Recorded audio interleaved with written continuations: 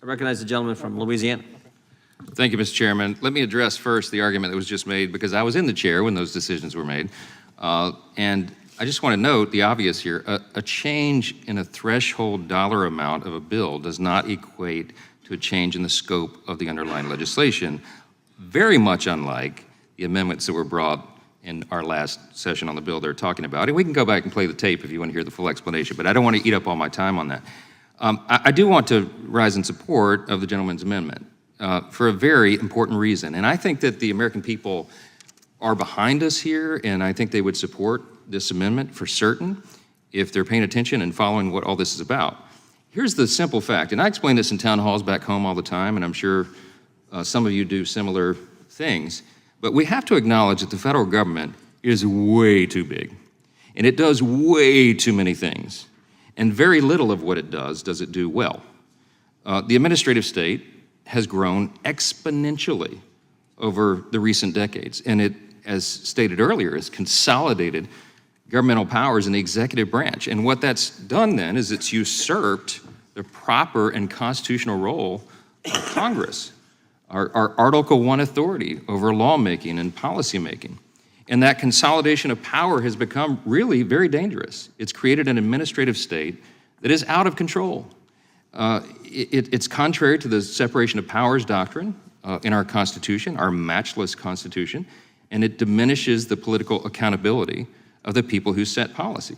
If you have nameless, faceless bureaucrats who are effectively making law, they are by definition unaccountable. We literally do not know who to hold accountable. The people do not know who to hold accountable. When you have bureaucrats making all the laws, and that's effectively what's happened now, Congress allowed this to happen over a series of decades as the power was usurped.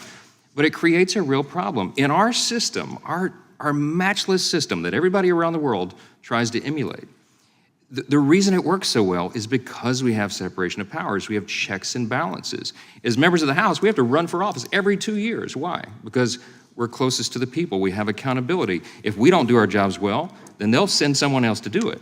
But we can't do that with the administrative state because we don't even know who they are.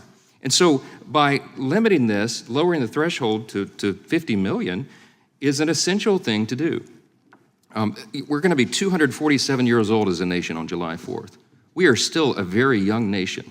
You know, if a high school civics student looks at 247 years, they think that's an eternity, but we know that's just a small speck on the span of human history. And we don't know how long our constitutional republic is going to endure. The founders didn't know, but they said there are certain foundations that you have to maintain, and the reason that they were so insistent about the checks and balances and the separation of powers is because they understood that all men are fallen and corrupt, and that power corrupts, and as Lord Acton said, absolute power corrupts absolutely.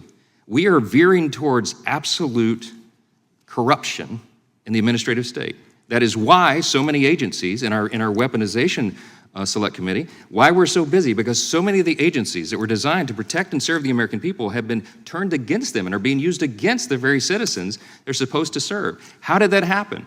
It's because we allowed our Article I authority to be usurped. So the REINS Act is essential. I think this threshold of 50 million is very reasonable. And I would just close by reminding us of the words of John Adams. He said, you know, explaining the difference between us and what was happening in the monarchy in Great Britain, he said, you know, we're a nation of laws, not of men. It's the rule of law that defines who we are. That's why our system works so well. And as the great evangelist Charles Spurgeon said, the best of men are but men at best.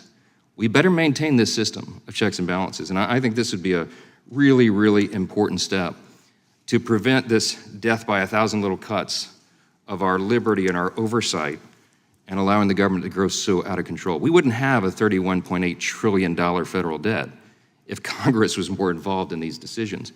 And so I'm in full support of this amendment. I think everybody should. And I think, as I said at the outset, if the American people understood and were following this argument, they would absolutely be in favor of the Biggs Amendment. So with that, I yield back.